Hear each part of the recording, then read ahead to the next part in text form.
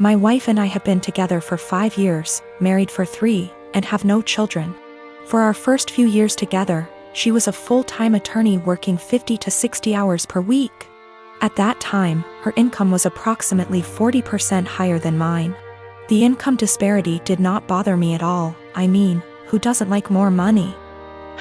But neither of us was happy about the amount of hours she had to spend at work. When we met, she was already pretty burnt out and unhappy with the stressful job. I tried my best to be supportive and encourage her to look for other jobs that would be less stressful.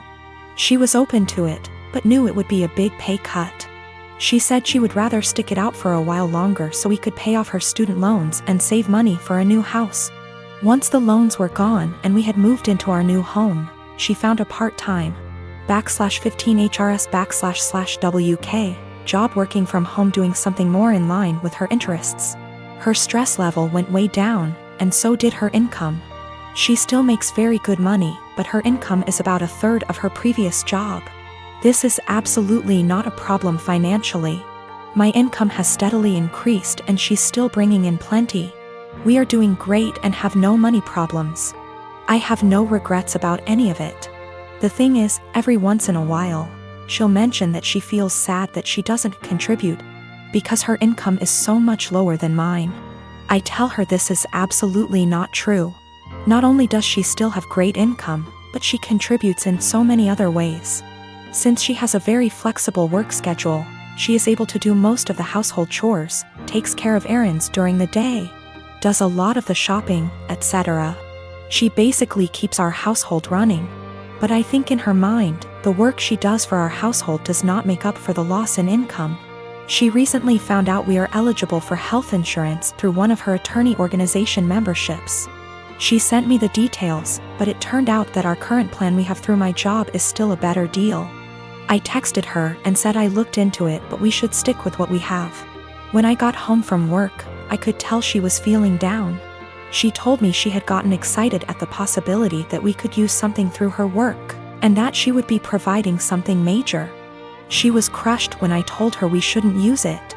I felt terrible. While she was working at her old job, we decided we wanted to start a family. The ideal situation was for her to get a low-hour, flexible, work-from-home job so she could be a stay-at-home mom with a little bit of income on the side. This job popped up and it seemed almost perfect for us. Unfortunately, the baby has not come as quickly as we had hoped, which we knew was a possibility. So we are kind of in limbo where she doesn't want to quit her current job or start a new full-time job, because she could get pregnant at any time. I am a 17-year-old female, and I live with my mom, stepdad, and stepsister and stepbrother. I lost my dad to cancer when I was 13 years old. We were very close and his death was a major loss in my life. I wasn't able to keep much of his belongings because of my stepdad's insecurities and lack of sympathy and respect for me, and my dad. It's sad to say that mom moved on relatively fast. My stepsister and I share a room together. My stepbrother has the bigger room because he's a man, and as a result me and my stepsister are always in conflict. She wants me out during the day as she uses the room as her art studio. She recently accused me of stealing her tools and convinced her dad to get a lock, so now I'm being forcefully locked out, and can't get in till after a huge argument and getting mom involved. My stepsister had an argument with her brother and ruined his gaming console when he was out. He came into the room quietly in the evening, stood by the door and asked me to bring him my stepsister's acrylic paint set. I asked if he got permission. He said yes, so I gave it to him and went back to study. At dinner, my stepsister came downstairs yelling that her brother had access to her room and ruined her paint set. There was a lot of yelling and arguing. Stepdad asked how my stepbrother walked into the room when it was supposed to be locked. My stepbrother admitted I helped him out and brought the paint set to high. My stepsister went off on me, called an accomplice, then ran upstairs and took the gift I prepared for my dad for Father's Day. I picked up flowers I planted from our small garden that I take care of by myself, and prepared a nice wooden letter-shaped pot, used my dad's first initial and filled it with the flowers I picked and decorated it with ribbons. It wasn't that good, but it was like a floral letter. I planned to visit his grave and put the gift there. She damaged it to pieces. It was completely ruined. I yelled at her and kept crying. Mom and stepdad gave her harsh punishment and thought it was fixable, but I was so done I called my uncle, who came and berated my mom and stepdad. Stepdad offered to fix it and punish my stepdaughter harder, but I packed my things to go with my uncle. My mom begged me to stay, but I refused and didn't respond when she kept calling saying she did nothing to deserve to be shunned by me and my uncle, who told the family about what happened.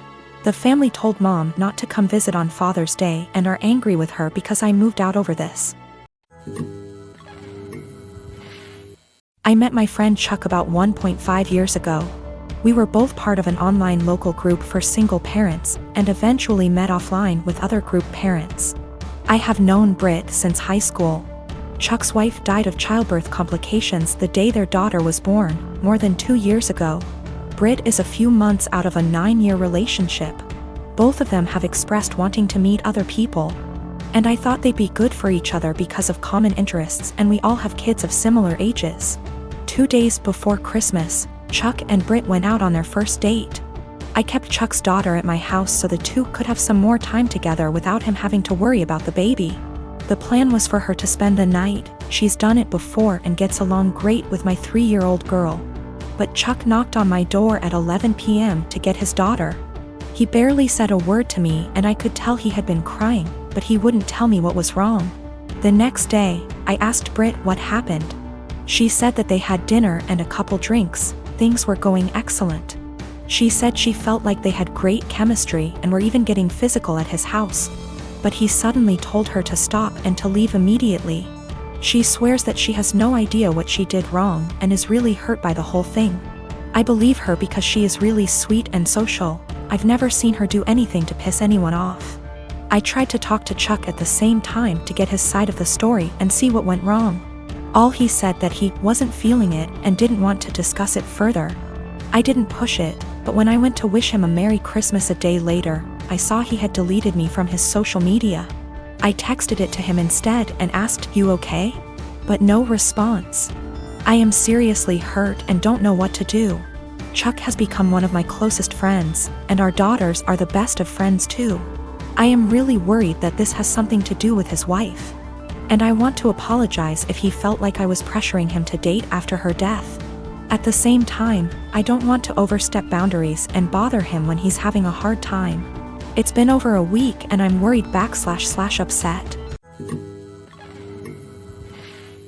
I am a 35 years old female, just got engaged to my fiancé 37 male Sam. We do not live together because we're waiting till marriage, given he and his family are highly conservative Christians, but they're really nice and lovable people. I had plans to spend NYE with Sam, but he said he was out for NYE dinner celebration with his parents, then called me again inviting me to join them, and I happily did. His parents were there. They welcomed me and ordered many dishes and desserts and drinks. We celebrated and had great time, that is until it was time to pay. I pulled my wallet out of my bag, letting them know that we'll split the check between us. Sam mumbled, "No, you don't have to, we invited you," but I insisted. He and his parents then stared at me. I asked what was wrong, and both mother-in-law and father-in-law said they didn't have money on them. I was shocked. I turned to Sam and he said he too forgot his wallet at home and didn't bring enough money to cover even on round of drinks. His dad then laughed nervously. "Oh right, so guess we should let the doctor pay." I was taken aback. I said, "I'm sorry, but no, this is just so much money to spend on one dinner by myself, and I didn't think I was expected to pay the entire bill." Sam said I should pay and he'd pay me back later, but I said no, since I know he will have to get a job to pay that much money. I said, "I'm sorry, but this isn't the first time I've been put in this situation by him and family, where I'm expected to rescue them after they somehow forgot their wallets and expect bothers to pay hundreds for their extravagant dinner." I told them I'll only pay for what I had and that's it. He and his parents were shocked. They started arguing about how I have the potential to pay right there and then, but I was acting as if they were strangers, not family. But that doesn't mean I'm obligated to pay. How could someone go out to a fancy restaurant, order so many dishes, desserts and drinks without bringing money? Sam begged that I just do it and call it a night, but I refused. The argument got heated, then I got up and walked out. Sam called later at 2 a.m. basically yelling that I ruined NYE celebration and made his parents suffer. Because I refused to pay the entire bill, AMD instead acted selfishly and paid only for myself, after they were gracious enough to invite me. I told him how unfair it was for me to pay even if I have a good salary doesn't mean I want to spend it all on fancy dinner. He didn't reply, he just said he'll pray that my parents will let this go, and not resent me after I basically damaged the relationship with them. I felt awful thinking I should have covered the bill instead of leaving,